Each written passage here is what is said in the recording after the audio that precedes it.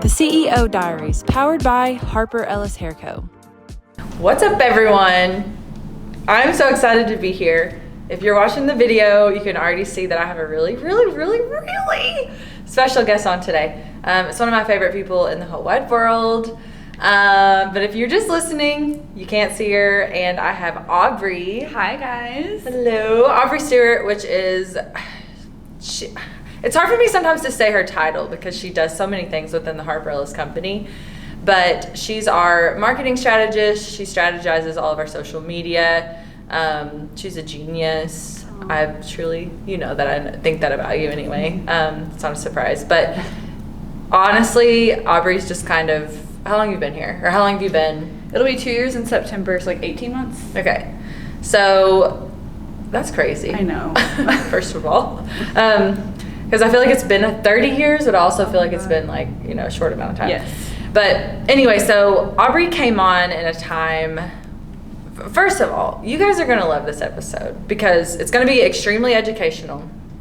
Extremely educational because we're going to dive into like branding, marketing, hiring agencies for this.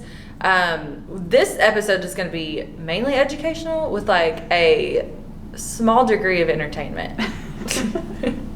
Because we have so many stories that you guys are going to be like, I cannot believe what I'm listening to. They're so crazy that you're probably going to be like, are they even telling the truth? It's kind of a roast episode by accident. It's a little bit of a on roast. Ourselves too. Yeah, and we're not roasting anyone in particular. No. I'll go into like that in just a second. But like it's kind of is a roast episode because we have been through so much, and there's been so many stories that, and like I said, you're going to be like, are you even telling the truth? Because they are so crazy.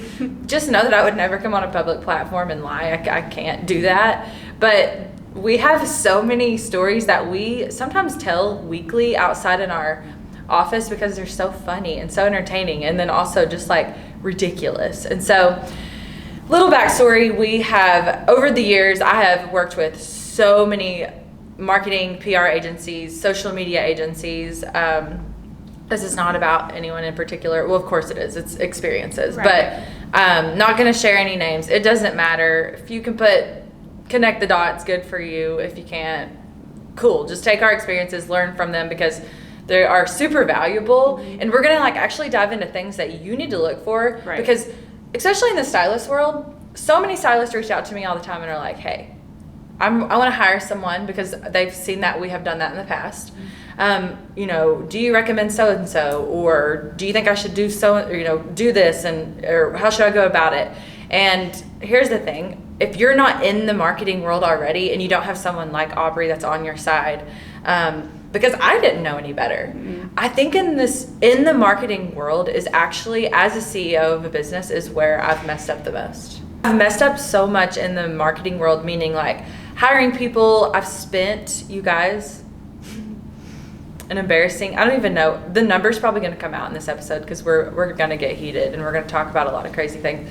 But I have spent a crazy amount of money with marketing agencies and like hiring them to do things. And I've messed up. And here's the thing, I've messed up because I didn't know better on a lot of things. And there was a lot of jobs that I hired other people for that claimed to be good at their job. And I hired them because I wasn't good at that job, so I didn't know that the job was not done correctly. So anyway, you guys want to hear from Aubrey, not me, because she has so many educational and smart things to say that I want you guys to hear. This episode's going to be great for any CEO, the hairdressing world, anybody that runs a business that's like, how do we market this to the max, 100%? How do we do this the best? We're going to give you some really, really, really valuable advice. Also things that you should look out for. Red flags. Insane amount of red flags. We're probably going to do more than that, than probably tell you good, but maybe we'll have another episode. Because there's so many things that we can say about this subject. Right. And so yeah, let's dive in. It's not about anyone in particular. Maybe it is, maybe it's not. We're just chatting. So yeah. So anyways, there's that. There's no lawsuit to be had after this. Okay, let's dive in. Cool. First, I mentioned what Aubrey does. If you come to any of our education, if you have been educated by Harper Ellis at all, you've met Aubrey, especially in the last 2 years. And her knowledge, if you've met her, her knowledge blows your mind. It blows my mind every day. She's just like by nature. Were you born this way? I think so. I just become obsessed with things I'm interested in. Yeah. And you're just like, she's just a great marketer. And here's the thing, not everyone that's good at social media is a marketer. Totally different things. Those are two different things. They're both valuable. Yeah. But kind of. Well, I just feel like in this day and time, so let me tell you what we mean. Social media and marketing, the reason why they're different is because we feel like and correct me if I'm wrong, social media people are good at making things pretty. Right. That's it. Marketing people put dollars in your bank account. It's the strategy behind it. It's the strategy behind marketing. They're going to actually sell things and project your personal brand in a way that makes money, because that's why we're all here to do. Right. So why I just said that I don't think that the pretty part of social media is important anymore, because it's not. It's not nearly as important. No one gives a damn about your pretty photo. Right. Well, and it's so easy to create pretty content now. Like, that's not the hard part. They have all that's these, the easy part. Right. They have all these apps. Anyone can hire a photographer and take a pretty photo. Right. Stage it. Filter it enough. Yeah. I do like a filter sometimes, though. They're great. But that's not what's making you money. Right. Right. So let's just dive in. Okay. Let's just stop wasting time. Nobody wants to hear our bull crap. Okay. I have a note on this. Yeah. And you do too. Yes. Because we have so many things to talk about, and I'm getting ready. I'm bending over. This is my comfy position. I am being pretty and presentables out the window. Here I am.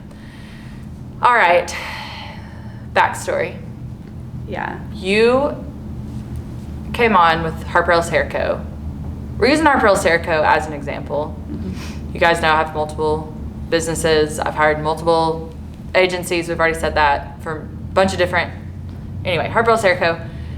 You came on 18 months ago, and I was at that time working with other agencies for our company. I was hiring them for, posting our social media content and help me on what they were hired for. Copywriting, so like account management, mild account management, like engagement. Yeah. I don't know what they called it, growth perhaps, like acquisition. Is that what they called some of their work? I say this. Are you talking about what they were hired for or what they actually did? Hired for? Sorry. We're bitter. It's okay. Well, yeah, I mean, well, here's the thing. Within, at this time, when you came on with our company, I've actually never told you this. Oh my God, I'm scared. I had never seen an analytic from my social media accounts. I need a minute. What? Why have I not said this out loud to you? I don't know. You're getting my real reaction. I'm like, yes, this is news. I just don't, and as Like- much as we've talked about this. here's the thing. I know what this agency, like what they said to you, how much you paid them, like what they told you they were doing, and the fact that you were never served an analytic is highway robbery. Never. They were just bamboozling you. Bamboozling.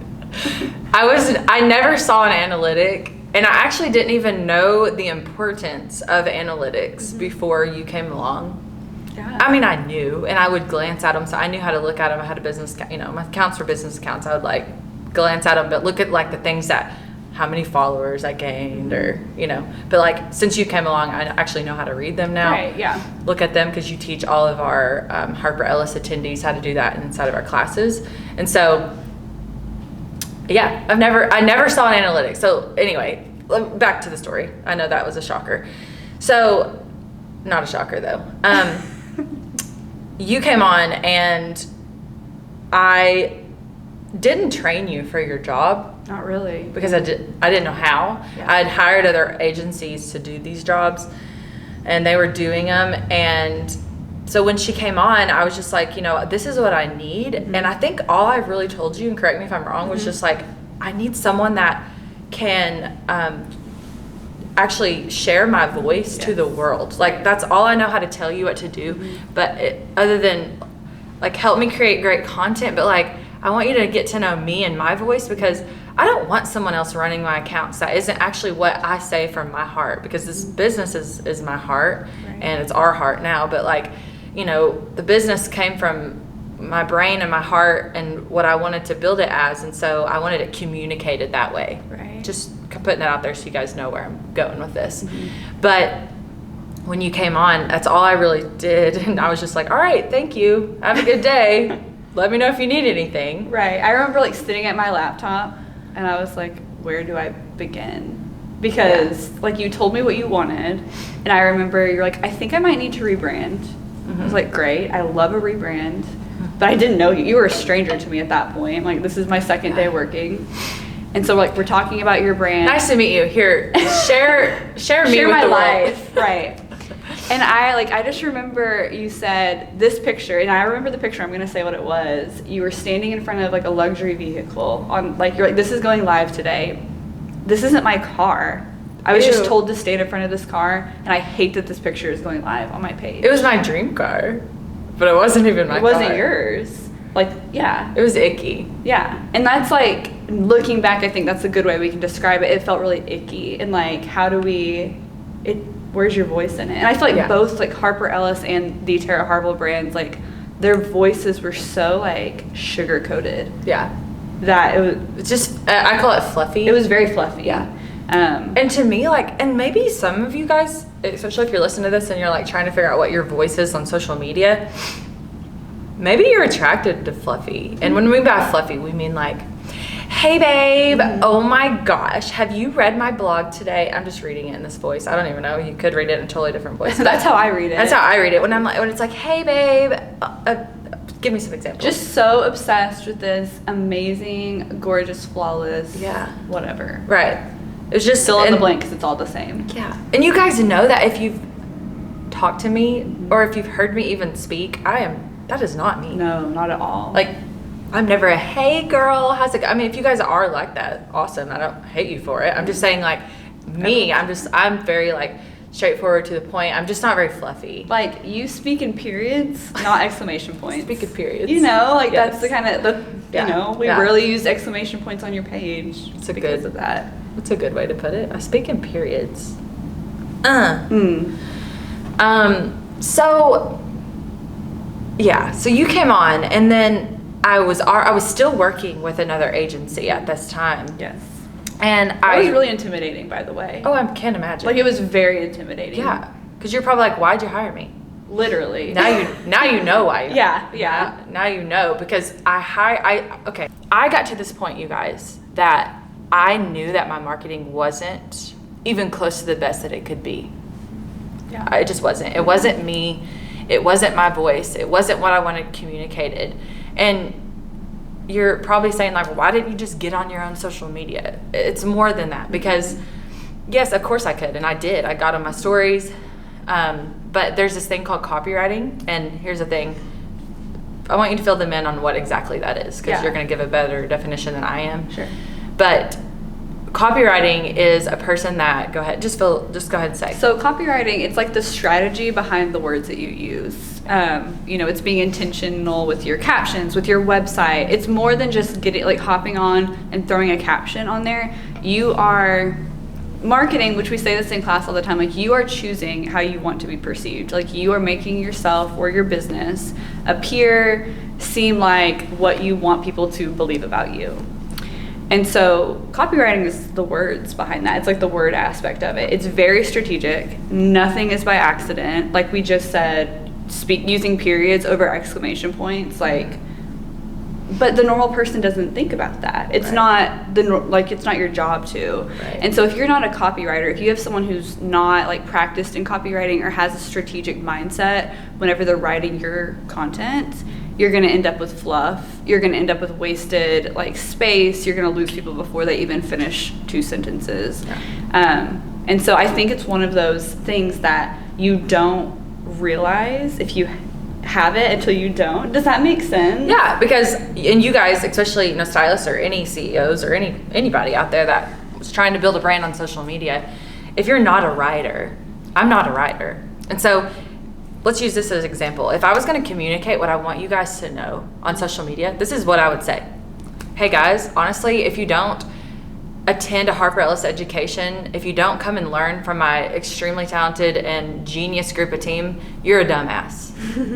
Because I mean that statement. Honestly, that's kind of, if you don't, you're really dumb, because the value that we give you is something that you will not get anywhere else. Right. Apparently, that's not communicated well on social media, if I put it like that. It's not. So, that's what copywriting comes into to play, is you've got to have someone that communicate those words, but in better words that people are going to like, oh, yeah, okay, I get it now. I need to come learn from you guys because my life depends on it. My career depends on it. Right. So.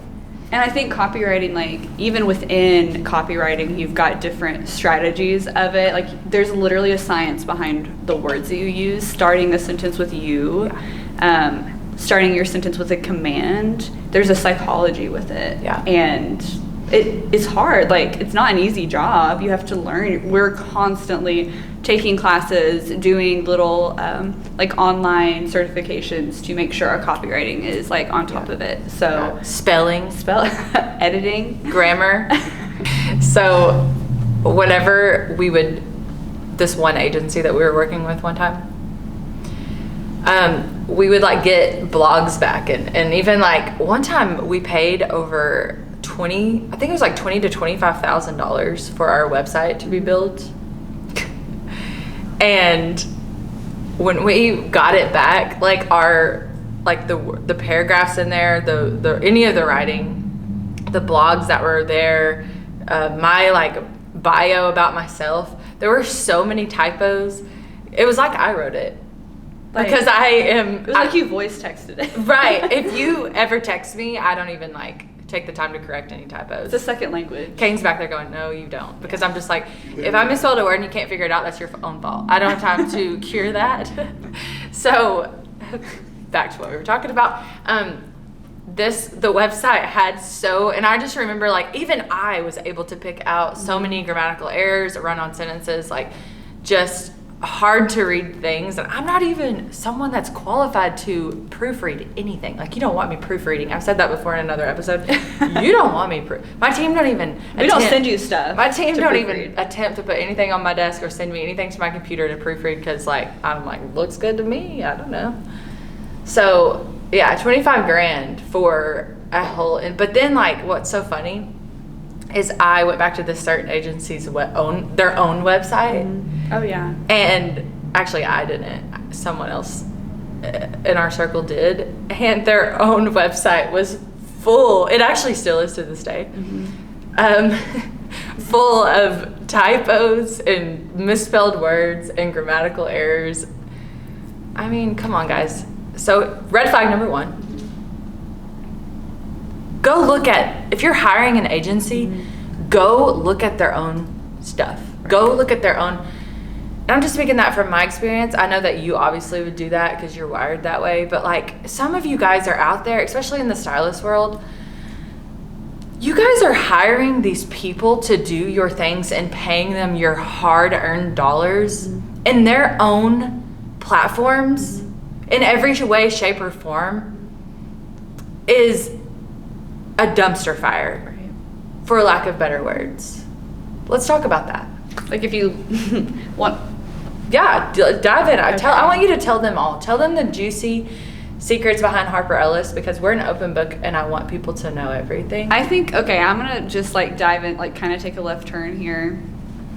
The moment that I realized like this job is going to be so much more. I wish this was alcohol. It's not alcohol, but I wish it was, because she's about to tell y'all something that you're going to be like, you know what I'm about to say. I think the moment I realized like, oh my God, I have so much to do, like, and I don't even know where to begin, was when I realized that the agency that had been like building your account had been using bots. And if you've never dealt with bots, fake followers, fake likes, you don't know how traumatic it is to fix it. And you asked me about it. Yeah, because I realized one day I'd posted something and I got an influx of likes immediately. And I'm like, you know, that's weird. And I looked. I'm so popular. So popular by fake accounts.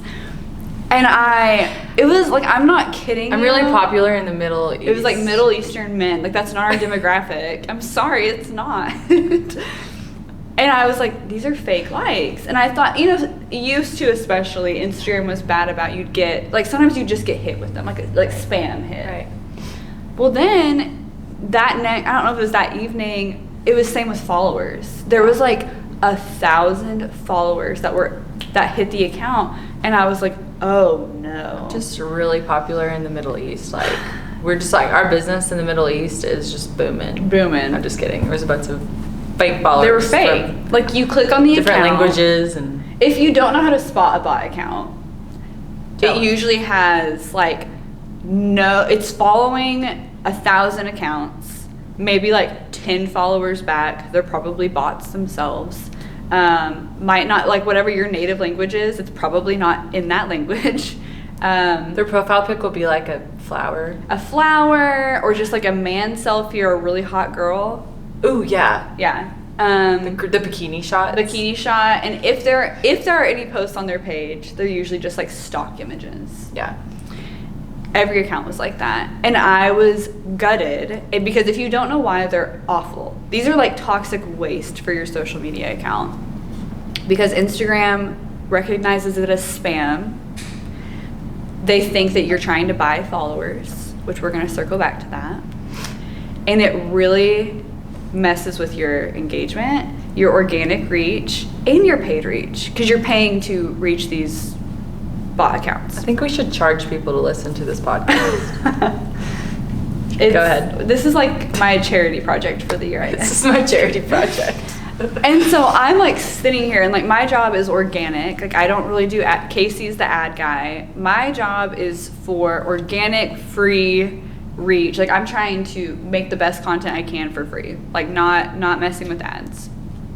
And so I see this and I'm like, oh my God, this is a nightmare for me. Because then I start looking at the pages. Like I'm looking at the people who have been liking our posts. And I'm like, this is like a month in. So I'm not as familiar. I don't know the normal, because I don't even have all the account like information yet at this point. But hold on, pause. Backstory, because I don't know if you fully remember. When you first got here, it wasn't happening. Do you remember that? I don't remember that. And all of a sudden it started happening. It ramped back up. It ramped up. So backstory, she came to me when it did happen, because it wasn't happening. It actually had been kind of turned off for like several months. And so I totally like disregard. I actually thought I wasn't even paying for it anymore. That's another agency shady thing within the invoice. It doesn't matter. But I kind of wrote it off and was like, all right. Honestly, didn't even think about it, to be honest. But so she's like, what is happening? I walked into the salon that morning. Yeah. And I was like, Terra, I need to talk to you about something. Because I was scared. I was like, I didn't know if you knew. Yeah. And I didn't know if you were supportive and you'd be like, shut up, bitch. Like, This is my dirty secret. Be quiet. I want that. And I was so scared to say something. So I was just like, yeah, it probably is. And I told her the backstory, which I'll tell you guys too. When I went to the agency that I was working with at the time, and I was like, oh, and you guys know, if you're trying to grow a brand on any platform, but Instagram especially, like gaining one follower is like it's harder. I mean, I could run to China and back faster than I would gain one follower. Right.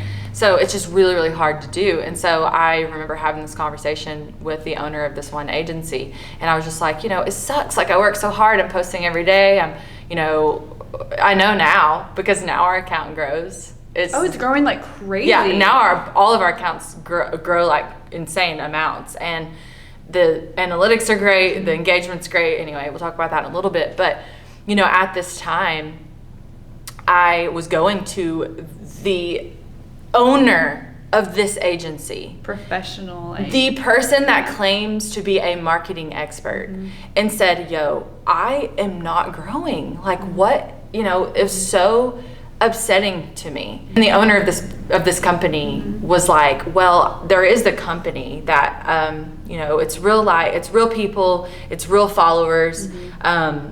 We can just pay them a few hundred. It's basically someone behind the computer that helps you get more interaction. That was the explanation. Like an engagement boost. Yeah, it was like an engagement boost. And I was like, allegedly. Yeah, that was the description I got. I got the price that I was paying per month, and my lack of knowledge, I was like, oh, I mean, sounds good. This owner was like, I use it myself on my own accounts. They still do. And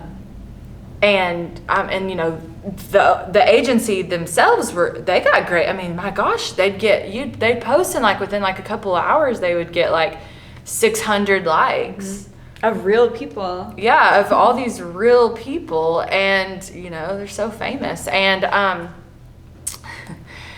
so I was just like, yeah, so, I mean, sounds good. And so you immediately, like, I could see the freak out on your face. And I'm not trying to play dumb, you guys.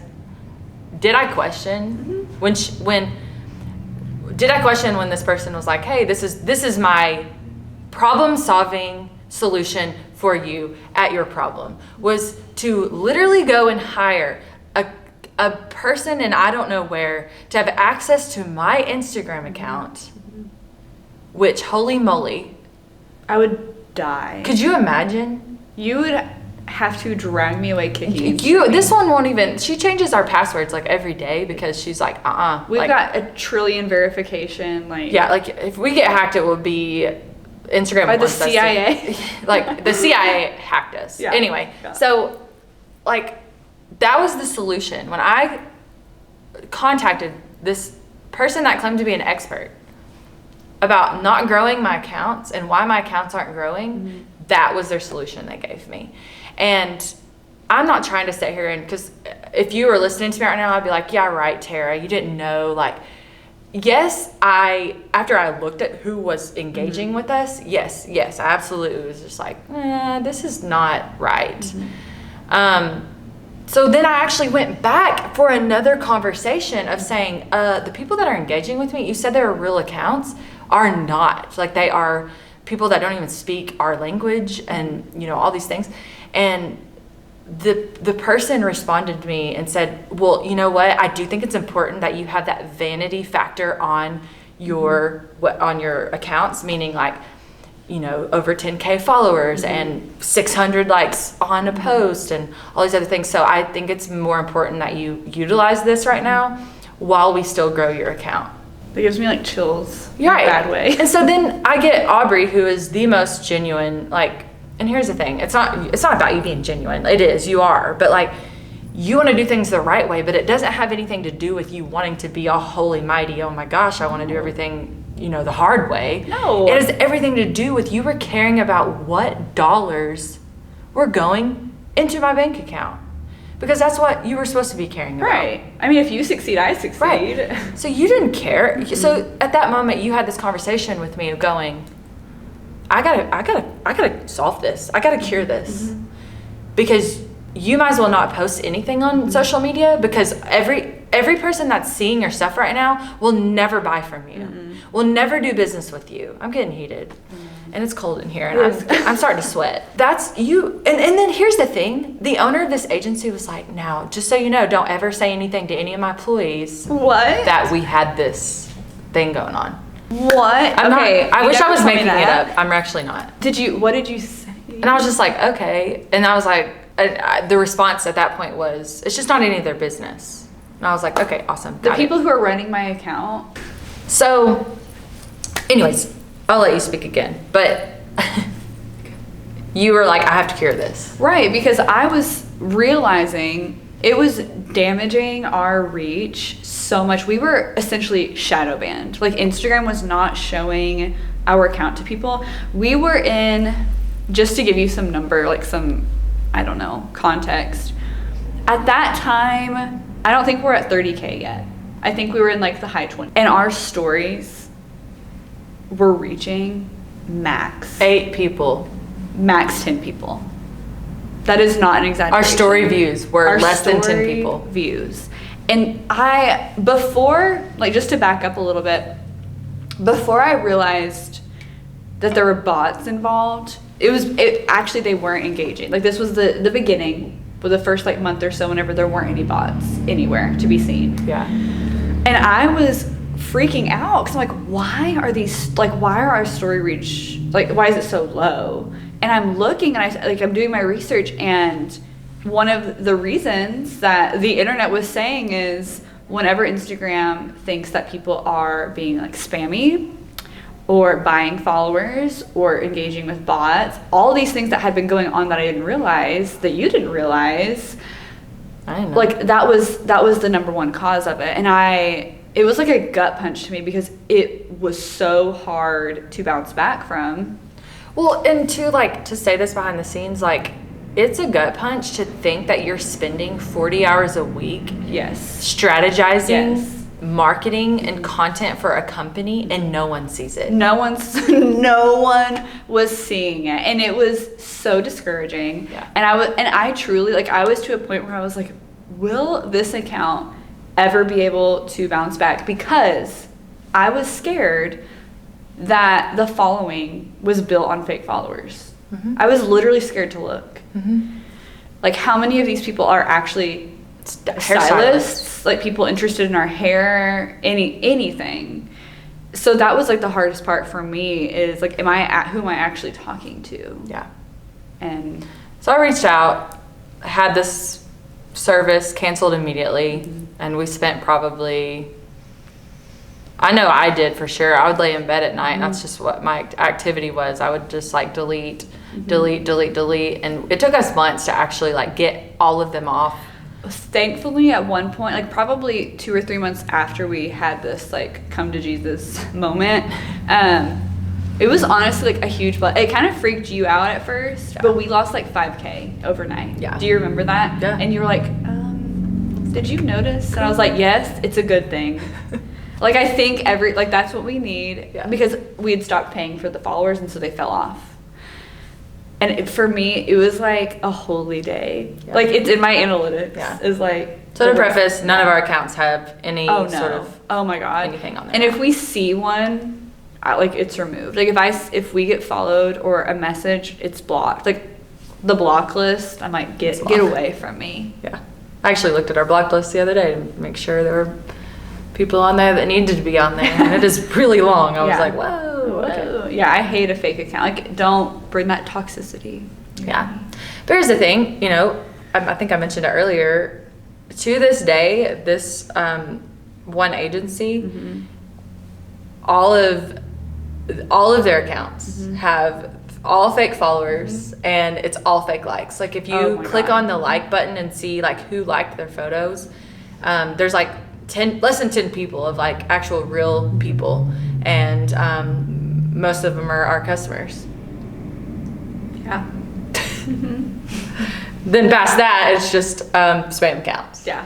And so it's just, all I'm trying to say is like, do your research. That's a huge red flag. Like, if you're like, I'm looking to grow my account, hey, and if you're looking for someone that will buy a bunch of bots and stuff for your account, reach out. I would recommend this company to you all day long. They did a great job. They did a great job at that service, I mean, let's be honest. So there's that. But did you know, not to like, before we change the subject, did you know that people will like, if they're trying to sabotage an account, they'll buy bots and send them to that account? I probably believe that because I feel like this company has tried to sabotage me more than once. Yeah. They still do to this day. Yeah. Just thought that was a funny thing. Anyway, okay. So yeah, red flag number 1, go check them. Go check their own accounts out. I mean, it's lazy. Like, at the end of the day, like, the bots grow, like, this agency, it was a very self-serving choice. Yeah. To recommend that service to you. Yeah. Because most people, I mean, it's a vanity metric. The followers, it's a natural thing to look at. And sometimes that's more important to people, that they have 650 likes, 35,000 followers. Sure. That's more important to them than actually having clients or customers or fans on their accounts that are like converting. And hey, if that's what you're about, by all means. However, go off. I'm in the business of trying to make money these days. I'm trying to make a living. I'm just trying to pay my bills. Unfortunately, the bots aren't buying from me, so they gotta go. Right. It's just where I'm at. Yeah. It's just lazy. But then, I do feel like, and this kind of brings to our next point, it was, I think, looking back of, this certain company that, claimed to be these marketing experts, mm-hmm. there were no strategy mm-hmm. in what we were posting on our pages. Like, they were just like making up posts, finding pretty photos, mm-hmm. writing some copyright that was fluffy and annoying. Looking back at the time, I thought it was great because I didn't know any better. And so I think the lack, like them knowing that they had no strategy in what our marketing even was, that was their answer to that, because they knew that we weren't going to get any, we weren't going to grow. We weren't going to get any engagement because what we were posting was not quality content. Right. High value content. Yeah, but then it's not looking back. And you guys, I'm speaking from a time, like I'm live in this marketing world. Like, honestly, we have an operation here. Like, we have a well-oiled marketing machine here in Harper Ellis Marketing. You know, with Aubrey, we have Casey, who is our CMO. We have Autumn, who is just amazing at anything that she touches.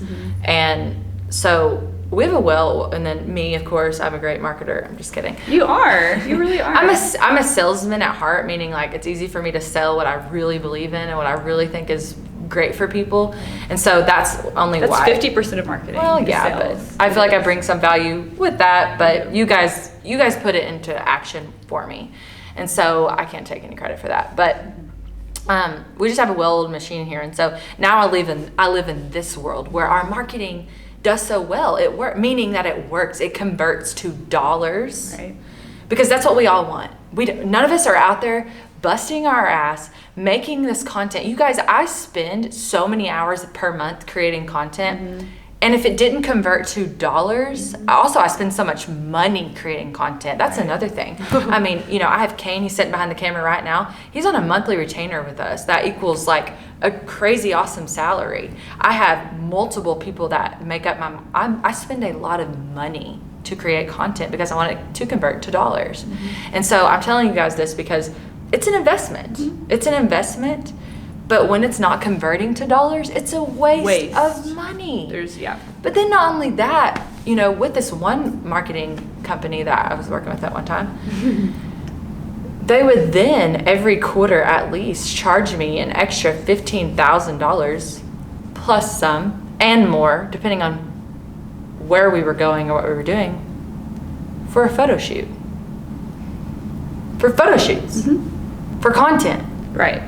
That was supposed to convert to dollars. Right. I did a lot of standing in front of Louis Vuitton books, taking photos. I remember I was like, I feel like we had a conversation about like, I get your brand is luxury, but why are you including other companies in every shoot? You know what I mean? Yes. Like, why are you holding... I didn't know better. You were being told that's what you needed to do. Yeah. And there are a time and a place for a pretty photo shoot. Absolutely. Like there is a time and a place. Love that. Yes. Like and people want to see that sometimes. But like, how annoyed would you get if you saw someone posting a pretty photo of them every day? I'm like, bitch, we get it. Like, good job. You posed in front of a photo. Now tell me something valuable. Right. So, yeah. So I would go, and if not, I would say quarterly, but I would say sometimes even more than that.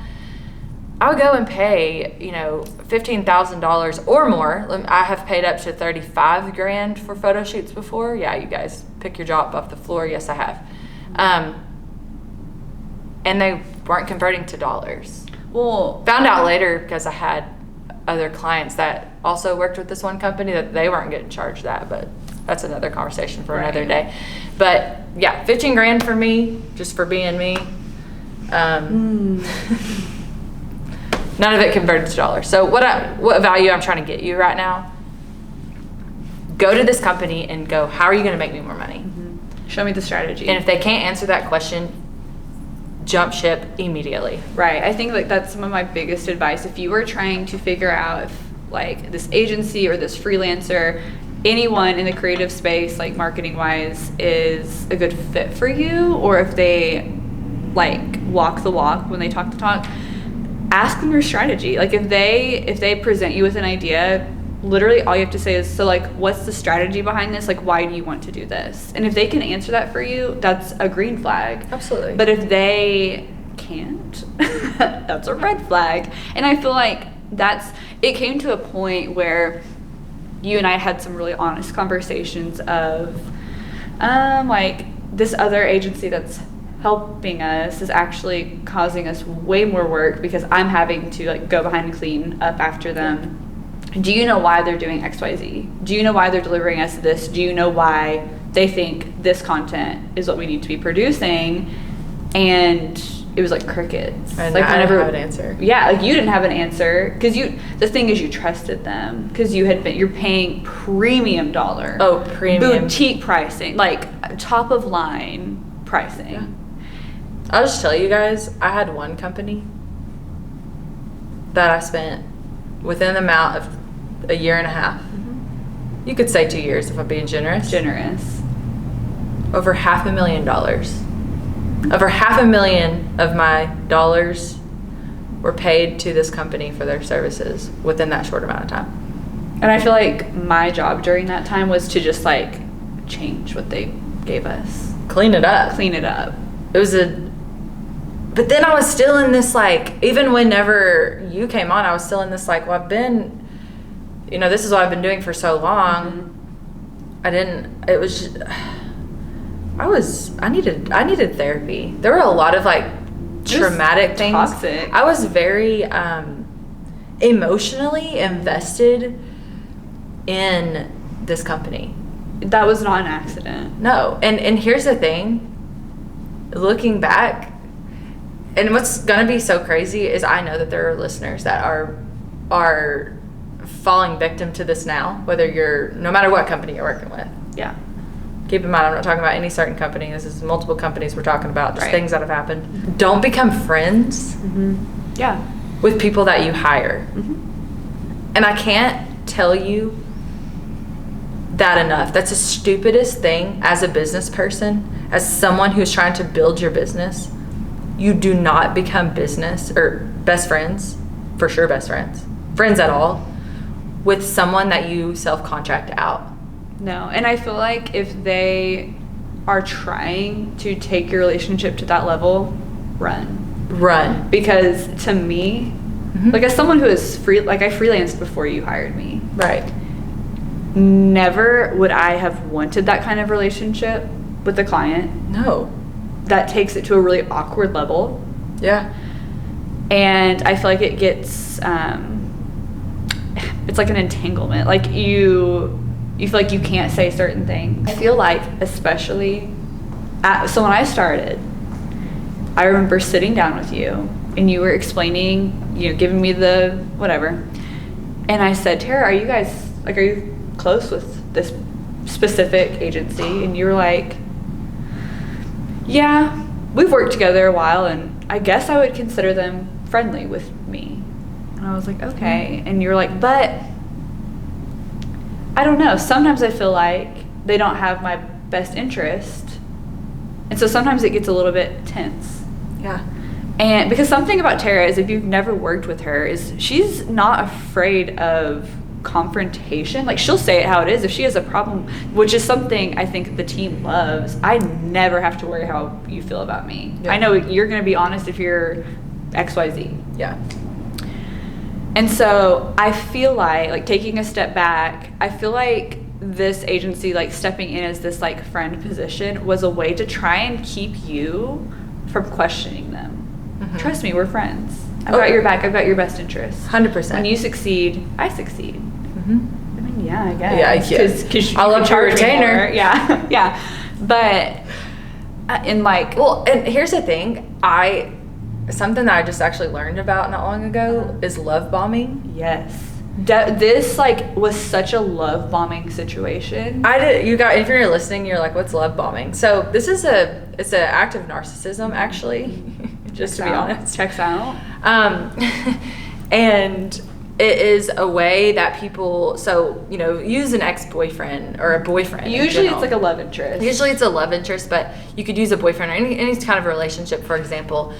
So if they're trying to manipulate you to do the things that they want you to do, they'll love bomb you. So basically they'll build you up of like, oh, you're so amazing. They'll even maybe do like things for you. Gifts. Yeah, lots of gifts. Like just extras.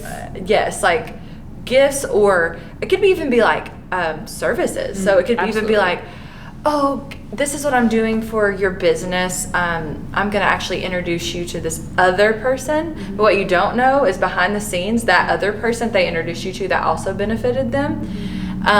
But they would present it as if like, this is a gift for you and I'm doing this for you. Because I believe in you. Yeah, because I believe in you. Or just love bombing. You guys know. Just like building you up, but they have another motive behind what they're saying or doing for you, or giving to you. A way to build trust and control quickly. Yeah. Yes. And so just to kind of clarify, whenever you asked me about the relationship with this one company that we're working with, I was just like, yeah, because we'd been kind of working together for so long. And so I was in this position where, you know, I'd felt like we were friends. And here's what's the thing, like, you guys know, like, I'm sort of this, I do pick up on people a lot, like, I feel like, but I also, sometimes that is like blinded by me wanting to see the best in people. Yes, very much. I really have a hard time, even, that's with employees, that's with people in my life, friends. Like, a lot of times I'm so blinded by their true characteristics because I want to see the best in anyone. And I'm not just trying to say that to you guys for you to be like, oh yeah, okay, Tara, good for you. But like, I really do. It's a problem. I'm not saying it's a good thing. It's been a problem. It's a freaking problem. I really wanted to say fucking, but it's a fucking problem that I cannot see that people have bad intentions because I'm trying to see the good in them. It's just, I wish I could lose that. Like, just, Tara, they suck, move on. And so anyway, I got to this place of like, you know, I would call and say, hey, you know, this job isn't done right, or sometimes the job wasn't done at all. And I'm paying this premium price, like, what's up? And the owner of this company would like blame it on her employees. Like, no responsibility for themselves. Never. And it was always like, oh my gosh, well, that certain employee that has that certain job, she's in the hospital. I'm not kidding. No, that was what her mom's in the hospital. That happened one time? Yes. Yes.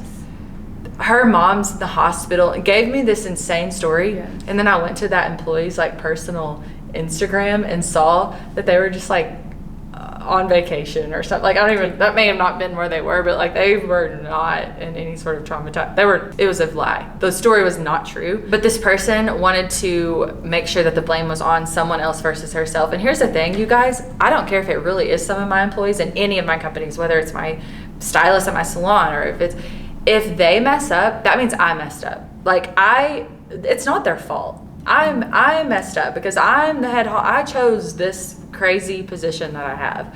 And so when they mess up, I mess up. And so, meaning that it's my fault. It's not their fault. They're human. It's my fault. And so it was so frustrating to always get that answer of like, oh, you know, it's my employee's fault. Or sometimes I would even get like weird things that would say like, oh, it was so-and-so's fault and I'm actually about to fire them. Yeah. Like, that happened all the time. I'm like, poor so-and-so, like, they don't about to lose their job, they don't even know. Side note, turnover rate. Oh my gosh, yeah. If you're looking for a company to hire, check out like and I think it's I think no question is off limits. If you're looking to hire a company to serve your business, you guys, take it back a notch. Serve your business that provides for your family, that pays for your living, feeds your children, provides for, you know, looking in this building, 7 other people. Right.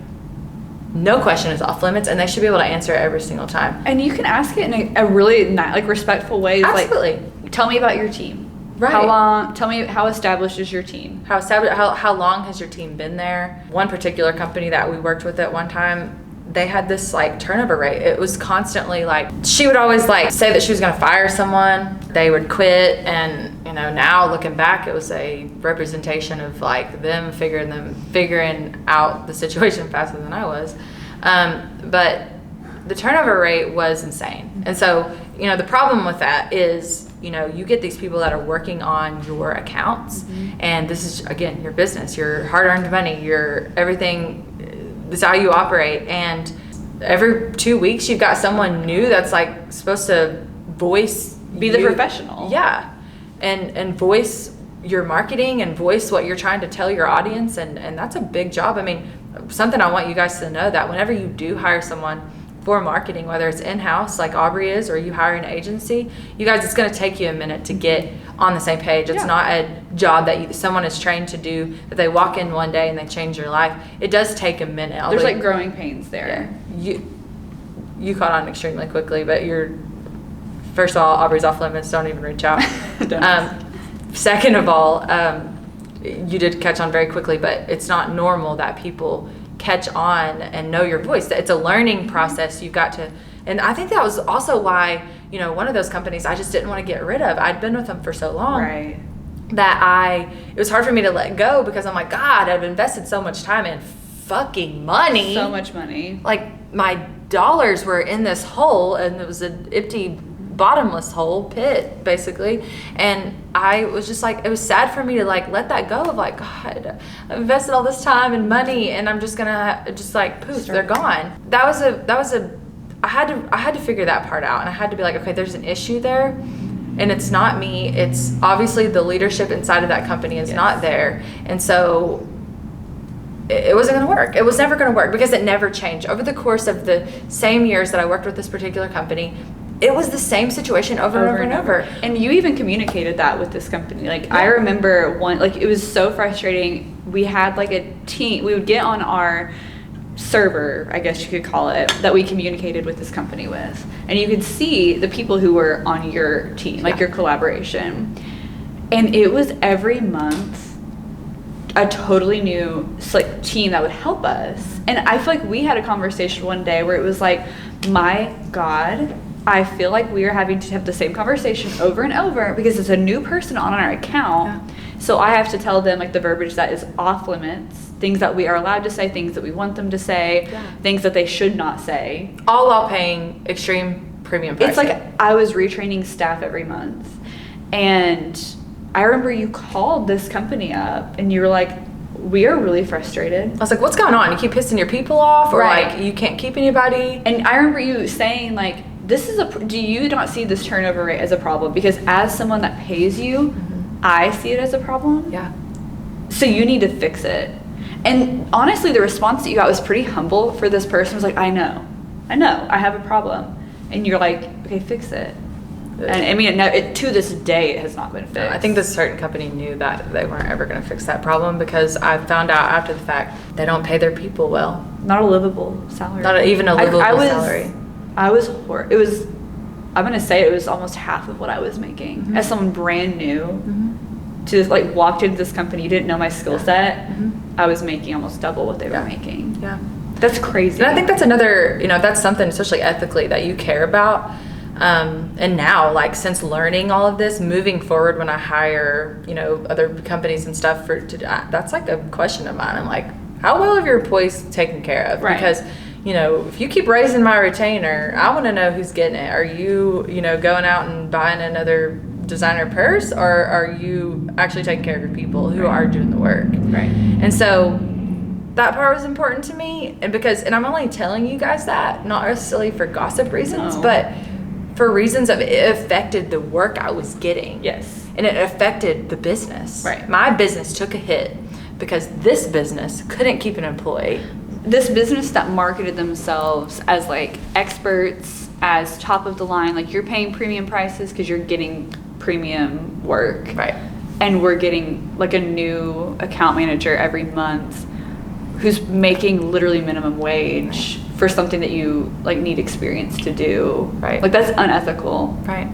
So if you're out there and you're looking for a company to hire, like ask them, like how long have your employees been? You don't have to ask what their employees make. No, that's not your business. No. But like, how long have your employees been there? And retention says everything. Absolutely. Retention tells you the story you need to know. Right. And so ask that question, because, if you're having to train someone, and that's the thing, usually the owner of that agency will train their team, but that wasn't happening. Like they would just hire and be like, okay, good luck, have a good time. Let Terra eat you alive in our online portal, because I'm pissed off every month because people would get on there and talk about selling soap when we're selling hair extensions, because they didn't know my company. Yeah. Almost something like that happened one time. I'm not kidding. And so, just have that conversation, because if that company operates that way, yours will not grow, because what you hire is an extension of how your business operates. Absolutely. Every single time. I have a funny story that I remembered. Oh no. Do you remember? Is this the entertainment part of the This podcast? is an entertainment segment. Just a horrifying story.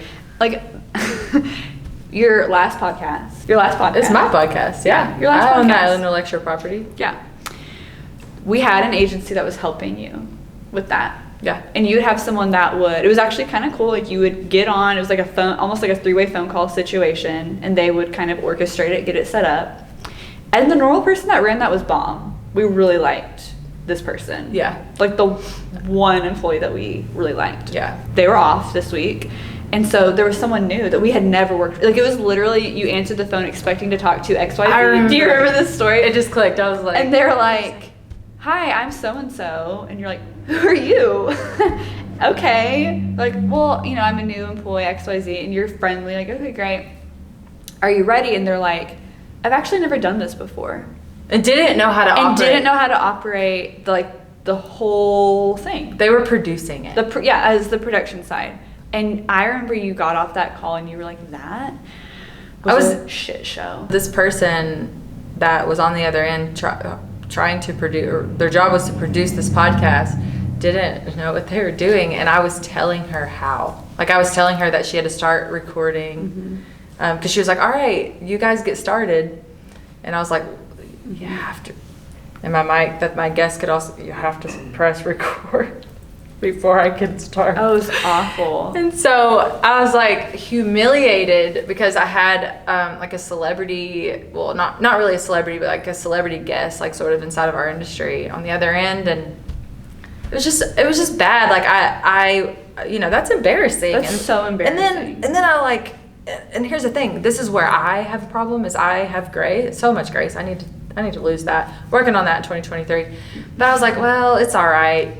And then I no longer got back to my guest and was like, or my desk and was like, wait a second, I pay X amount of dollars. And that just happened. I could not believe it.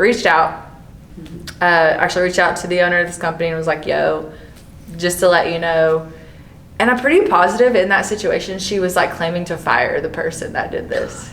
Like that was always the answer. God bless those employees. I know. Like she's like, they need therapy. I will definitely. I'm like, I thought I was trying to get you fired. Just like, it's your job. Stick someone on there next time that knows what the hell they're doing, because I'm trying to get this job done. Anyway, Right. It was just kind of a dumpster fire. It was always a dumpster fire. But so that particular company that did the podcast, you know, it was just, I don't know. Just if you're gonna produce something like that with a company, just make sure that if you're paying that price, that they know exactly what they're doing, because, or don't pay those prices. Like, you know, if you want to, like, somebody wants to try something out, great, but don't like pay premium pricing and then they stick someone in there that doesn't know what they're doing. I don't know. That's just, you should know that, but that just friendly reminder. Like this feels like a simple thing to say, but I'm going to say it. Establish your standard. Yeah. Establish what you expect from this person. Yeah. Have that very candid communication with them. Yeah. Because I feel like the gray space, going back to being like friendly, being close with someone that you hire, you can get that gray space that's very much like, well, you never said that. You know, like the whole, well, that wasn't communicated with me. Yeah. It was. Definitely miscommunicated. And some things shouldn't have to be communicated. And then there's the level of, you know. You know, it's just kind of like, that should be a no-brainer. But Right. Anyway.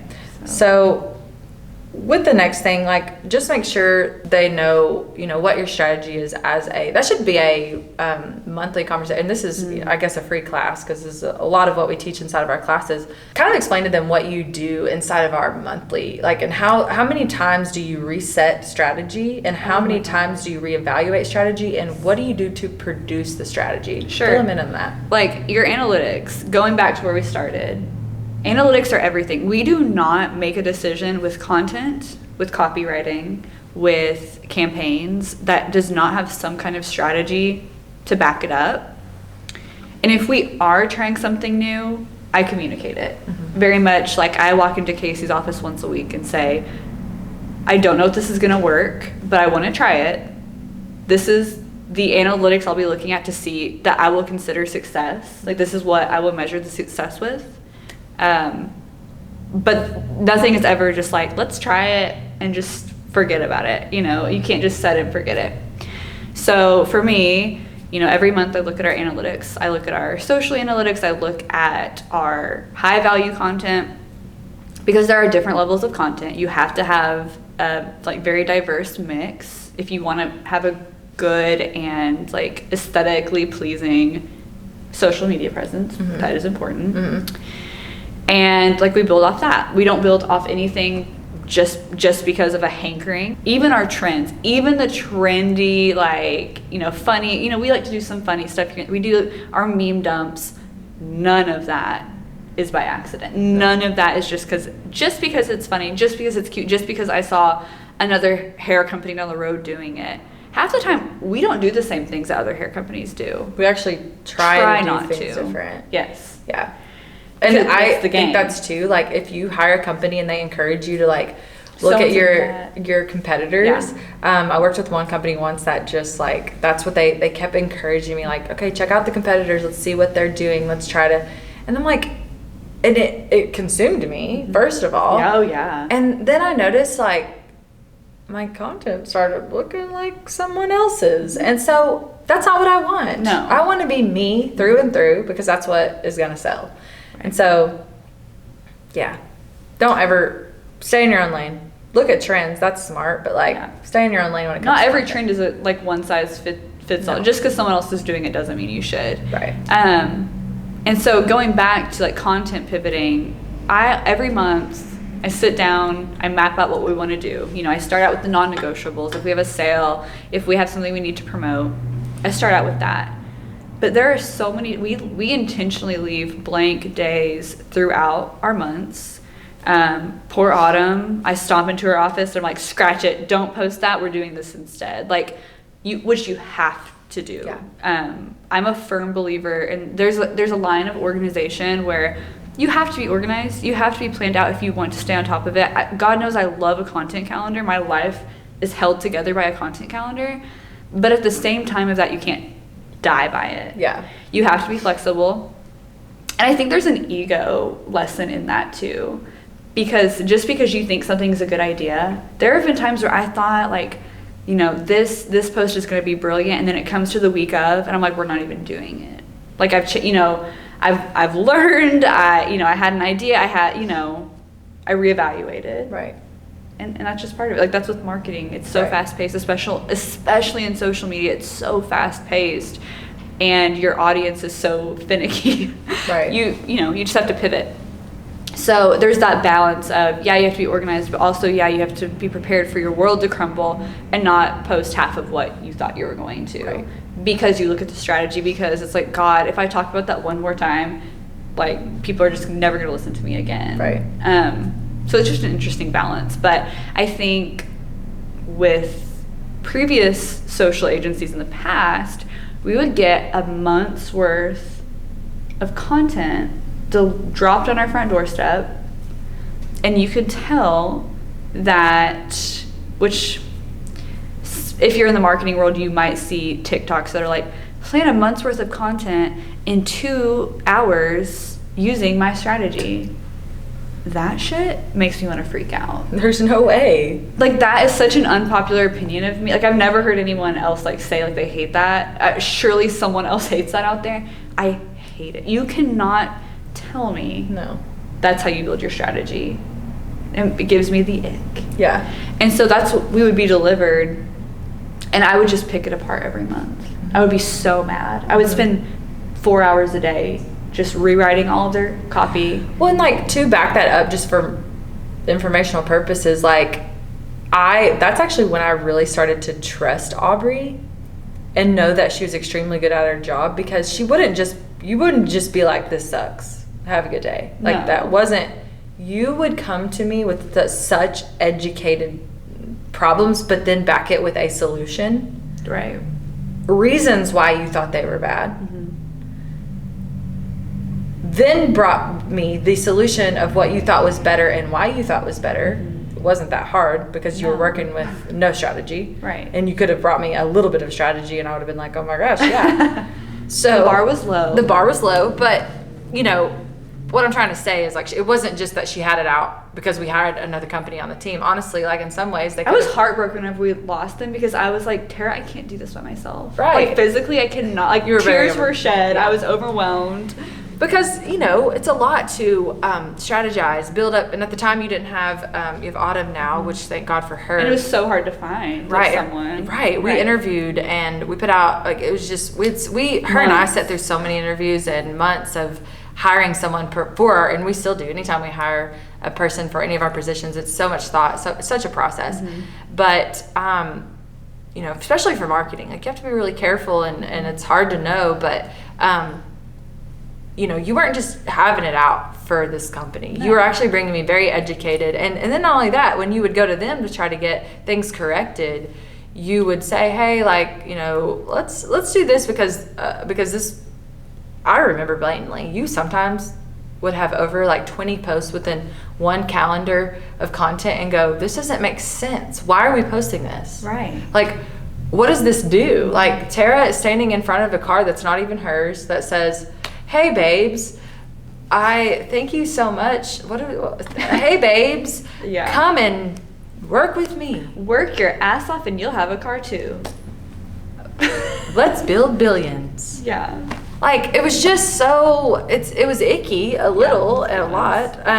And so anyway, I just wanted to stop you there to back you up of like, you weren't just having it out. Like, you wanted to have this company. I wanted to have a team so bad. Yeah, and you wanted to have a team because you needed help. Yes. Like, and here's the thing, Aubrey's never brought anything to me that was not reasonable. And so, especially in our marketing world. And so, you know, it was just very educated. And so that's when actually my trust started to really build with you. And that's when I knew, like, that's when I started putting together the dots of like, oh, I've really messed up. And it made sense because my business reflected, my bank account reflected what was happening in my marketing world and all of the drama per se and trauma. But it was reflecting that. And so now that I live in this world of like, we communicate from the heart. Like, I really feel like we do. Yes. We tell people what we really want them to hear because it's valuable, not for any other reason other than we want to add value to people's lives, and that's what we put out there. And so now our business, I mean, this year, like even closing out 2022, we're already a quarter into 2023, but closing out 2022, I could not believe the numbers that you guys, Harper Ellis Hairco in particular, is producing numbers that is unbelievable.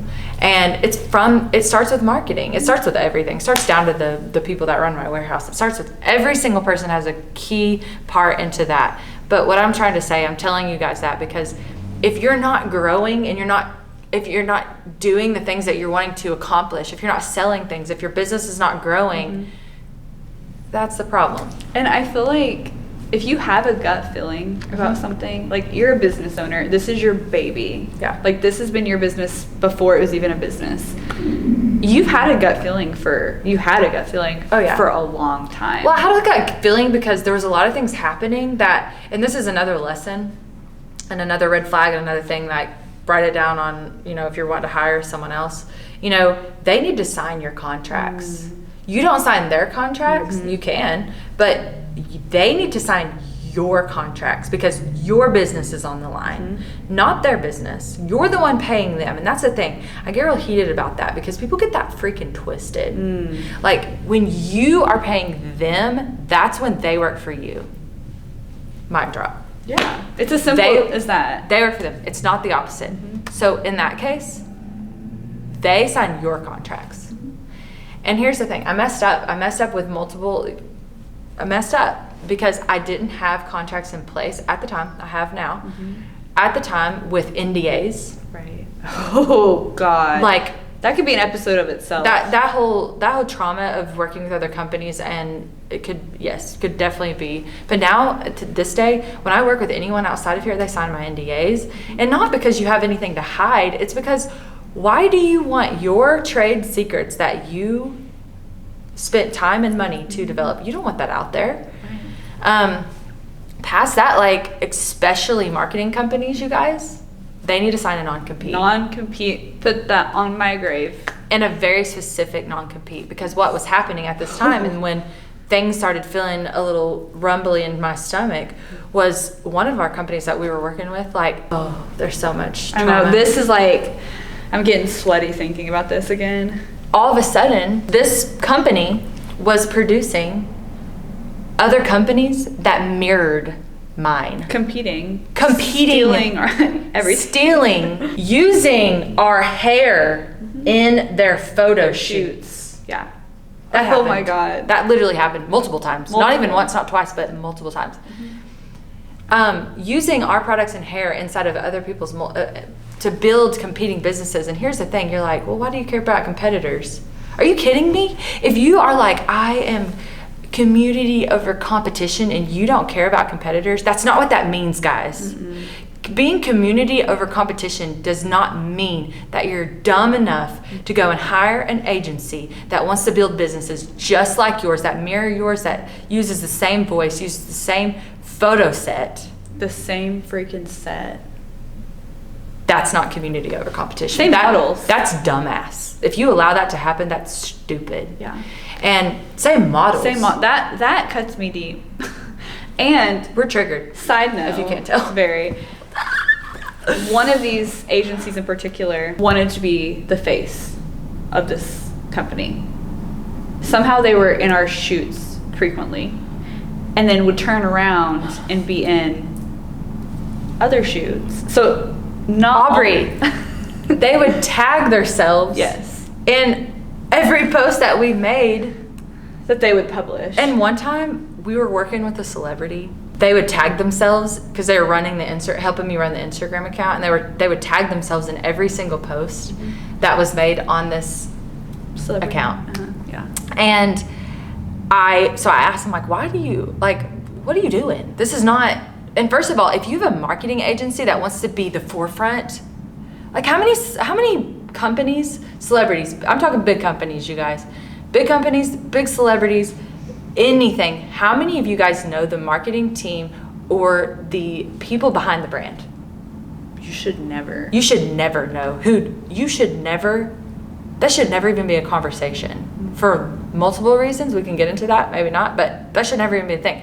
So I asked the owner of this one agency, I'm like, why do you tag yourself and all? What are you doing? Like, it was a very much of like, I was not holding back at this moment. I'm like, what the fuck is going on? Why are you doing this? Right. And they were like, do you know what it was said? Y'all are gonna laugh because why I didn't lose my shit, I have no idea. Because this is the stupidest response I could have gotten. I only do that because I want to be notified every time that account posts. Turn on your notifications. That's an option. Check it. Just check it. You're being paid. You're being paid to run the account, and you're posting it. Check the gosh damn thing. How hard is that? Really hard, Tara.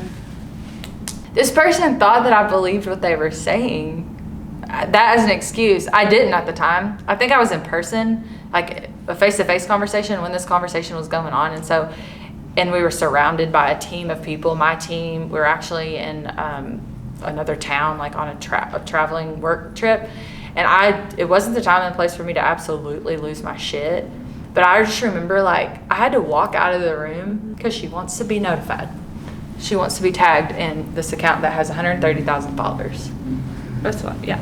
Yeah.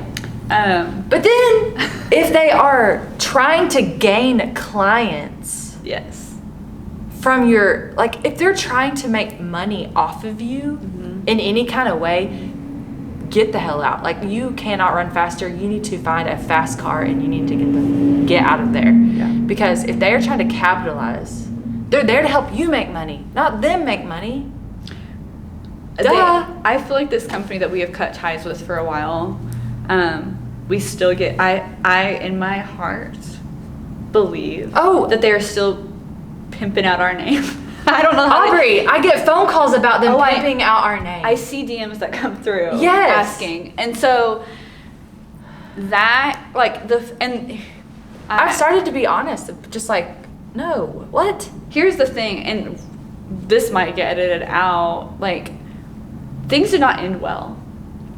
Oh no. Like this agency, there was no friendly goodbye. It was kind of a middle It was a finger, thank you so walk much, away. fuck you, bye. Yeah. You actually suck as a human. Yeah. And I cannot believe that you're still in business. That it was that in a bye. Yes. And so the fact that they're still using our name, or to act like we're cool, we're not cool. This No. person knows that we're not cool. and that speaks volumes. Like if they're doing that now, who knows what they were doing back then? I'm gonna make you even more mad. Do you remember the podcast email?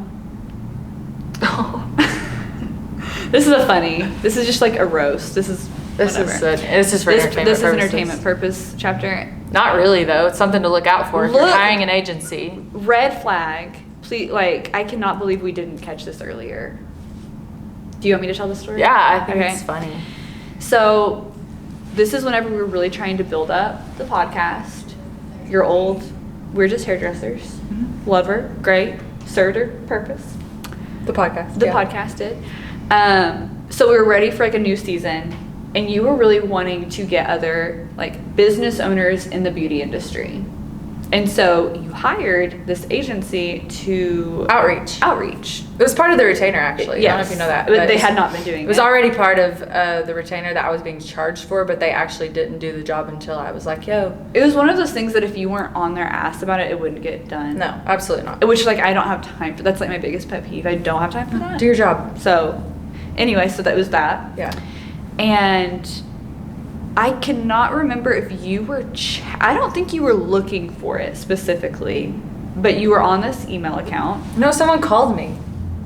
What? Multiple people called me and was like, because they outreach people that I knew. Yes, I remember this 100%. People, because they outreach to Oh my people God, I that forgot about that. I knew sort of personally or like had like a professional relationship with, and they're like, I just want to let Have you you seen know. this? They're like, I'd get screenshots and You got forwarded in screenshots. This agency on an email designed to outreach to be on our podcast. The bottom, huge banner promoting this agency's podcast. And it was something like with wanna their be- face on it, with like a photo of the owner's face. with the on owner's banner. face. You want to be on my podcast? So this agency was piggybacking off of our emails, our research, to plug their own. I can't believe. But then right, so I of course was like calling up like, hello? Hello. Oh, and I got, I didn't even know that was there. I had no idea that was on there. Oh, okay. Yeah. Well, that's scary in itself for that answer. If that is the answer, that's scary that you don't know that. If you're that's there. lying, that's scary. If you're telling the truth, that's They scary. both are answers. What in the hell? Yeah. So and like that was the theme, because looking back, that's what kept happening over and over. I remember before I started working for you, you went on a trip, stayed at a beautiful hotel, paid for this agency to come out with you for a shoot. While they were there on your dime, this agency hired a personal shoot at this hotel that you were paying for everyone to stay at. On your dime. So on Terra's dime of time and location, this company hires a personal shoot. but she was trying to build a clientele in that business or in that city. Yeah. Your clientele. Yeah, she was. Also, after I paid for flight, a hotel to go on a work trip with this agency, what I brought them on for me was we were doing client outreach basically, and having like face-to-face one-on meetings with new potential clients for Harper Ellis Hairco, and that person actually sort of lied to me about when they were leaving town because they stayed longer and did like more work for other clients On your dime. on my dime. Yeah. And so just here's the thing, you have to be careful. You unfortunately, the valuable lesson is, and I know like we're telling you guys some telltale stories and stuff like that, and honestly because they're valuable stories, their value comes from this because watch out for these things. You guys, if you think someone has your back, and that's it in the world, and I'm just going to tell you guys, and you can relate on with me on a personal level here. If you are this trusting person that trusts everyone, you are going to be burned so bad.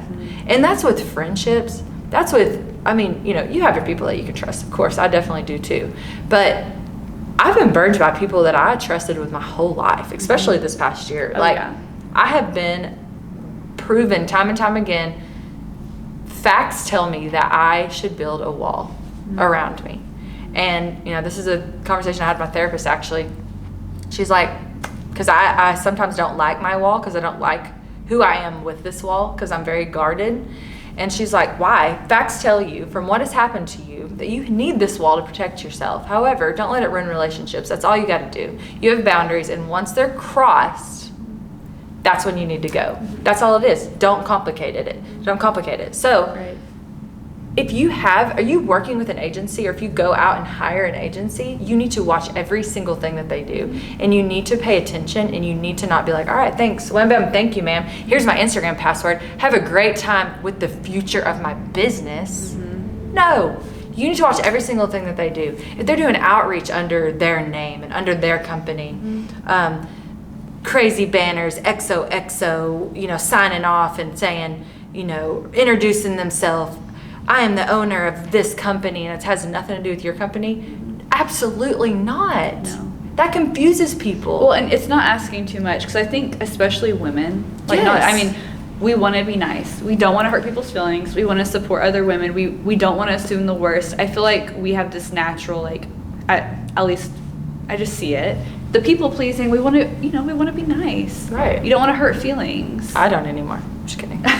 You say that. I do. You're a softie. I wish I wasn't. Yeah. Like, it's one part about me. I do like that side, but like, I just want to be this. I want to be protective. Like, gosh, I've especially learned lately, like, people suck. Like, they just naturally suck. I had this conversation, another therapist conversation, because I just can't get over when people suck. Like, it hurts me. Because you would never act that way. No, it cuts me deep, and I like spend my last energy. Like, I risk time with my kid, I risk time with my family, I risk myself, to be good to people. And so when people are sucky, it just cuts me deep. It pisses me off, all the feelings.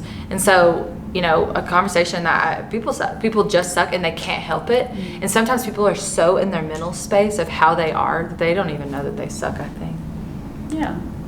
Like, I think they just are that way. So you got to get away. Yeah. But then, you know, we're, you know, back to the, like, making them sign NDAs and non-competes. The value inside of that is, I know since, you know, with this one agency that we worked with, since ending things with them, they have, like, tarnished a lot of my business relations. Not a lot. I mean, let's get real. This agency has minimal power. However, a few of the relationships that I had business relationships ones with, that you wouldn't have expected to be tarnished. No, because I never did anything to them. Like, not one thing. Right. But I've received phone calls of things that this person has told them that were absolutely not true. And then also just manipulative things that has made people not like me or want to talk to me or even do business with me. It's actually affected. It could be a lawsuit, because I have actually had this person in particular that I'm talking about, they've actually have signed my paperwork. And so that could be a lawsuit, because, you know, they are hurting my business by saying things that aren't true. That's called slander and defamation, by the way. But, like, just be careful. People aren't going to have your best, especially if the dollar is so important to them and their personal brand is so important to them, more so than yours, and their job is to work on your brand. Pew! That was me running off. Absolutely. That was me hitting the road. Imagine if you had trusted your gut. Imagine if I trusted my gut, I would have a lot more money. Did you ask me that question? Because I'll go ahead and answer it. I would have a lot more money, and I would be where I am now, if not a lot further, a long time ago. Because if I would have trusted my gut, it wasn't even that hard to trust. I knew the truth. I just was so invested emotionally, monetarily. I'm so invested inside of. And you had handed over a lot to this agency and specifically? Like, it was a point, I remember this was at the very end. Because I was paying. You were paying them so much and they were so wrapped into multiple businesses. I was paying like 5 figures a month. Yeah, you could have, yeah. I'm just telling you like it is. I was paying 5 figures to this agency. Yes. I handed over a lot. Even whenever you were ready to be done, it wasn't as easy as being done. Yeah. And that was the problem. I feel like if we can like give any lesson, this is gonna sound simple. Like, don't get so invested so quickly. Trust your gut. Ask the hard questions. Ask the hard question, because as a business owner, if you are paying someone, like, there is no question that's too invasive when it's business related. And you absolutely, sorry to interrupt, you cannot let someone or a company or anything take over your personal content and not be involved. You can't do it. Exactly. And I think that's to the scary point, not to toot my own horn. Thank God I showed up when I did, because they had infiltrated. That's like the only word I can think of. This one agency.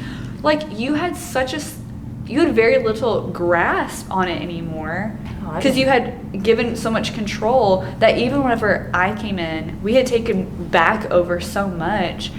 You were so scared to cut that final tie, because you had never been responsible for so much in-house. How are we going to handle it? How are we going to be, even though like what we're getting is shitty, we're not, like, it was off of our plate. It was scary. Yeah. And so like that was a terrible place to find yourself. You lost sleep over it. Oh, there were tears shed. That's, one huge reason why I joined therapy this year, because this particular situation, or just marketing in general, like, I know you guys are like, are you crazy? I'm like, probably. I'm mentally ill. But what I'm trying to say is I put my all in my business, and it, at the end of the day, as much as I wish that it didn't define me, it does. Yeah. And you CEOs out there are like, yep, I understand what you're saying. I wish so bad that I could separate myself from being the CEO of what I am. I wish so bad. It's something I pray for every single night. It's something I'm working on so hard. So whenever this business takes any sort of hit in any sort of way, it's a gut punch. Just last week, I literally had a stress-induced illness that put me down in the bed for several days because of just high stress. And that's my fault. I'm not saying, like, honestly, we don't really have a stressful environment. It's a really awesome environment now. But I take things it's here for me, because I have this pressure of, I need this business to operate the way that I know that it can, and I need it to be 100%, because I have so many people's lives right here for me. I have, you guys go home every single night, and you go home to your families, and you go home to, your husbands, your wives, and, one bad move on my plate could take all that down. Right. And so it's a lot of pressure. It's a lot of pressure. And so I wish, thinking back, and like, you guys, if you take something from me, marketing is, I hate to say it, but there's so many important aspects in a business. Like, there's so many working parts, but marketing, I will say, is probably number one. It has to be. It's like that trickle down. And the reason, yeah, exactly. And the reason why it starts with marketing is because it's what the public gets told about you, perceived about you. That's why PR, marketing, and all the things are so important, because one bad marketing move will take you down. It doesn't matter if your product is bomb. No. If your reputation sinks, if your like perception sinks, no one's gonna want to buy your bomb product. Totally. And I have so many friends out there that have product lines, that have different businesses, and their ideas are great, and they have awesome. And as a CEO and as a business developer, that's what your job is, to develop the idea, and then you hire the team to make it happen. And that's exactly how businesses go every single time, successful businesses. You can't do it all yourself. You can't. You don't have the knowledge. You don't have the skill. You can't do it all yourself. Right. And so it starts with marketing. I have so many friends that have great ideas, but then they hire these companies, and they can't convey what they're trying to do. And if you hire an absolute expert, they should be able to convey it better than you can. They should be able to communicate with your audience better than you can. Right. And here's the thing, you have to watch every single move, because people out there, especially agencies, and I've worked with some really good agencies, all that to say, because if you're like, whoa, have you just had some really bad experiences? Yes, I have, but I've also worked some really great ones. Amazing. We just got finished working with, and finished meaning like, because we've just grown to sort of other platforms inside of our marketing. We pivoted as we do. We pivoted. We pivot, constantly yeah. do that. But I just actually got through working with an agency that I absolutely love. They're phenomenal. If you are wondering who they are, please reach out. Don't reach out and ask me who the bad ones are. I'm not probably going to tell you, but because I'm just not interested in ruining someone's life. However, I want you to be careful who you work with, because it matters and it could affect your entire life. I've seen a lot of companies, or I've seen a lot of other people that have actually reached out and hired agencies that I used to work with, and their businesses went under or didn't work, or they gave up. Like, you saw this, like, oh, they were on this high, and then crickets. All of a sudden, like, the business is gone, and you're like, whoa, what happened to so-and-so in their business? And I'm like, they hired so-and-so agency. That's what happened.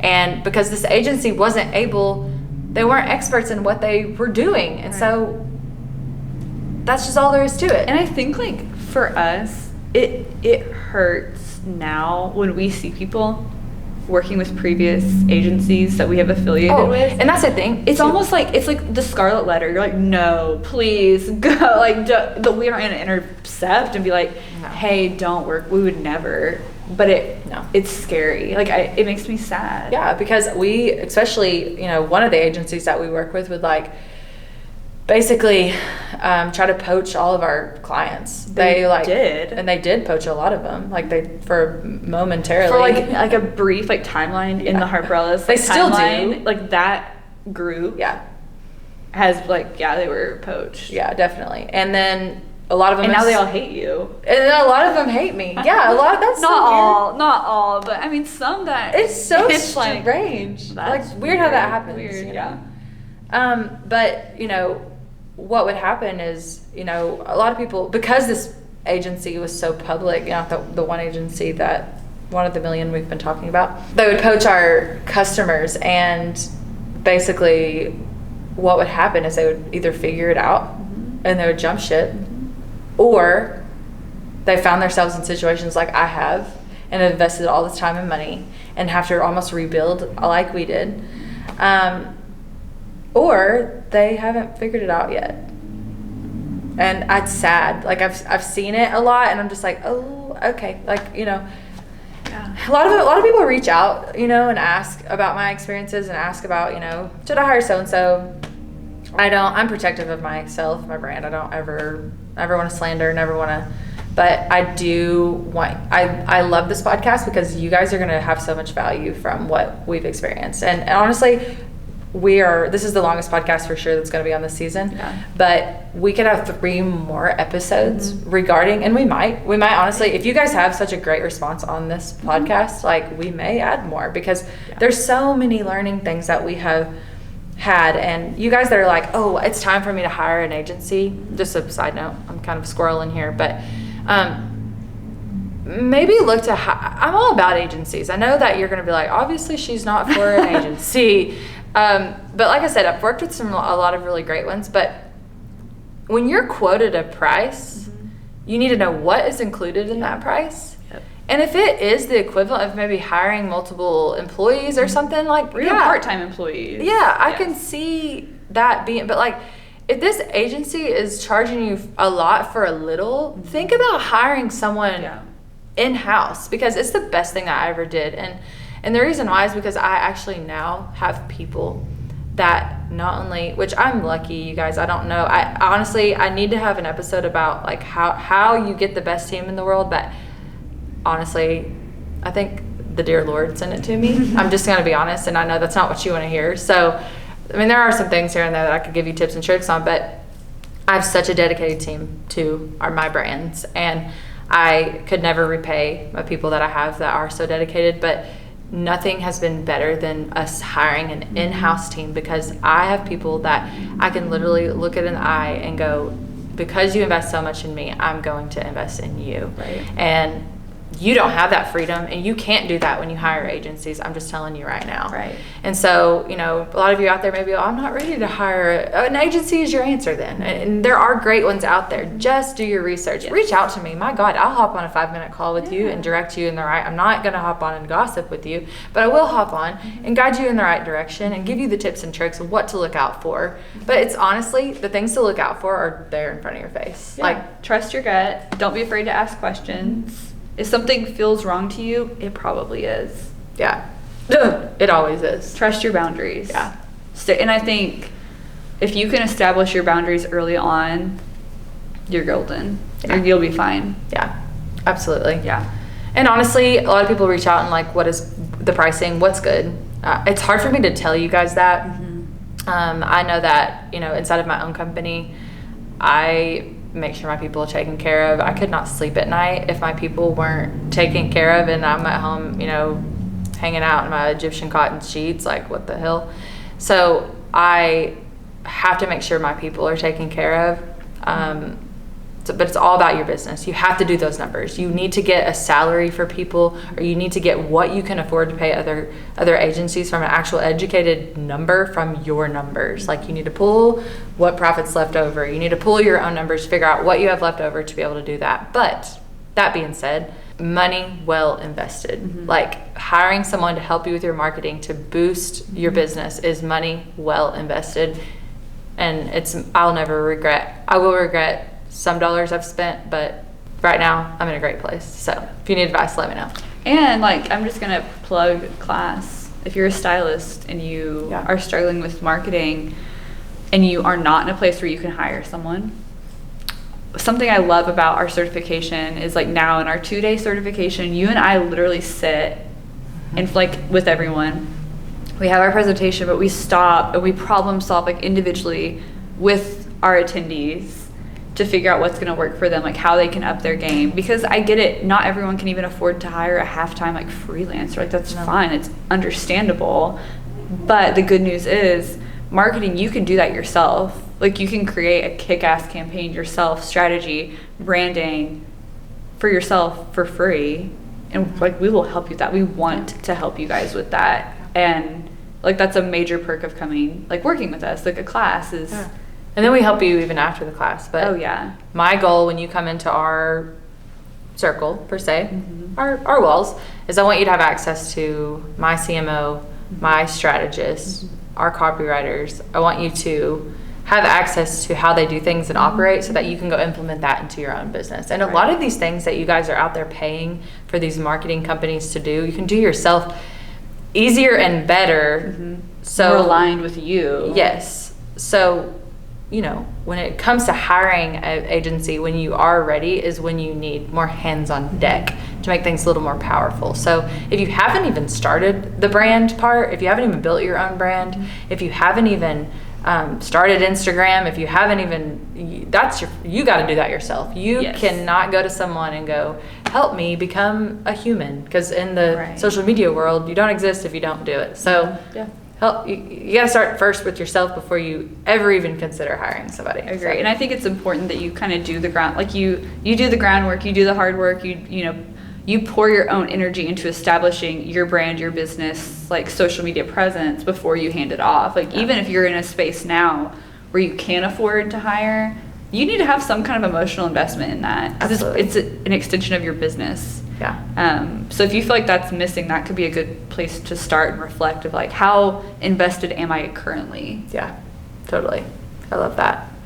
And just a little plug of building your brand. If you guys are like, ooh, I need to build a brand, I haven't even started. Like, your brand is you. Little teaser. I should invoice you for it, so let me know if you heard it. Your brand is actually you. Aubrey and I have talked a lot about this lately. People don't give a damn about the fluffy shit anymore, and me being included. Like, it turns me off so much when I see, like, these beautiful photo shoots, and I mean, like, sometimes they're appropriate, sometimes they're great, but like, those are gone are the days that those are necessarily needed in your brand, because people don't care anymore. Like, it's just the way that our social media, a few years ago, you wouldn't have caught me dead saying that, because people wanted pretty. They went to Instagram to see this like beautiful layout and all this and that. But now people want real life stuff, because life is hard. What the world has gone through the last few years, we just want to be genuine and real. That's what makes you money, is being yourself. That connection. Yeah. Like, you find a way to connect and you will be successful. It's way harder marketing. It's very easy to stand Oh, God. in front of a camera and pose.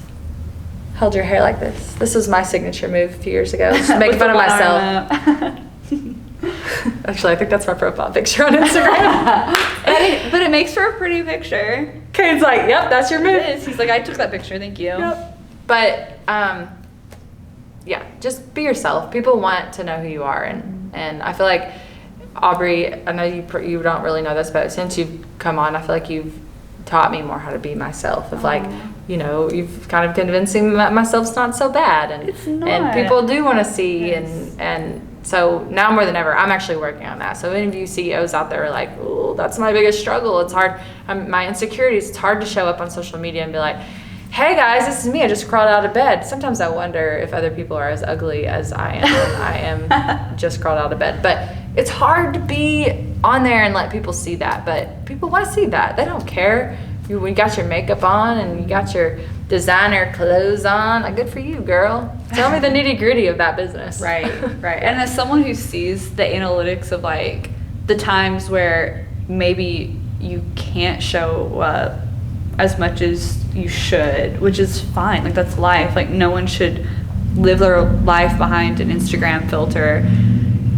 It reflects whenever you are able to show up and like get on your story, share what's up with your life, just, you know, be Terra. It reflects, and in a good way. Like, it, pew! My bank account, for the love of God, Terra, has please changed. get on your story every day. Every day. It's so hard. Like, realistically, you can't. I would never ask you to do that, but like, whenever you can, it translates. It translates to majorly. dollars. Yeah. It does. So, thank you guys for listening. This is the longest. You probably had to stop and like live life and revisit this. 1 week to listen to One week to episode. listen to one episode, but we just had so much value. We still have a ton more that I we could talk about this for years. Yeah, because there's so many things to look out for, and you got to be careful out there. The world's hard, business is hard, being a CEO is hard. Yeah. Marketing is hard. Marketing is hard. My God, it's probably the hardest job out of everything. But just thanks for listening. Thanks for taking your time listening to us. I hope more than anything, our goal is to always come to you guys with like genuinity. Is that a word? Sure. It is now. Genuinity. It is now. You all know what I mean. I want to be genuine with you guys, and I want you guys to kind of, this podcast, the only purpose was you to get to know us and our team more and our struggles, because who cares about the pretty, you know, like I want to talk about 10 people seeing my freaking Instagram story and the tears I cried over it and the turmoil. Right. Yeah. And, you know, there's just so many things behind the scenes that I think is helpful for other people to build their business. And we just appreciate you guys listening. Yeah. Please give us feedback. Like, yes, tell us how you feel about this yes. episode. First, the first episodes, I've gotten so much great feedback, and I just want you guys to understand that I'm not really good with words. Well, y'all know, like the mushy gushy stuff. Like, thank you so much. I love you so much. Honestly, I want to respond and be like, you guys are bad bitches. Thank you so much for spending your time listening, because I really do appreciate it. You know how valuable time is. Yeah. You get it. Yeah, I do. And so thanks for listening, and hopefully Thanks for having me, by the way. Not to interrupt. I just want to say, like, thank you for letting me be on here. This was a dream. Thanks for being on here. I love chatting with you. Like, dream job. I know y'all are jealous that you get to talk. Like, I get to talk to Terra all day. And then I'm her worst nightmare most days. Never. Which on her first episode, I listened to it yesterday, and you talked about how you were crying in my office. And I was like, I can't believe she talked about that. That was honestly, yeah. I was worried when I left that I freaked you out a little, because I was like, damn. It's me. I love emoting. I know. But I didn't mean to get upset. I just No. And it helps too. It doesn't, like, I've always been so passionate about our businesses, of course, but like, Aubrey cares about it as much as I do, which is so odd to find in someone that, you know, it's an employee, but you know, she knows I'm not getting the world without my people getting the world. And so I just, we have a lot of times in here that are hard, and I want you guys to know more about them and just know, because I want you to know how to cure them. That's not, it's not about like knowing why we cry every day. You probably don't want to know that, but I want you to teach you or learn from my experience of how you cure the things so you can move on and be better and be bigger. So that's all. So thank you for being on here, because anytime. You didn't have to be. I love it. And I just appreciate you a lot. Oh, thanks. And yeah, we'll see you guys next time. Yay. Bye.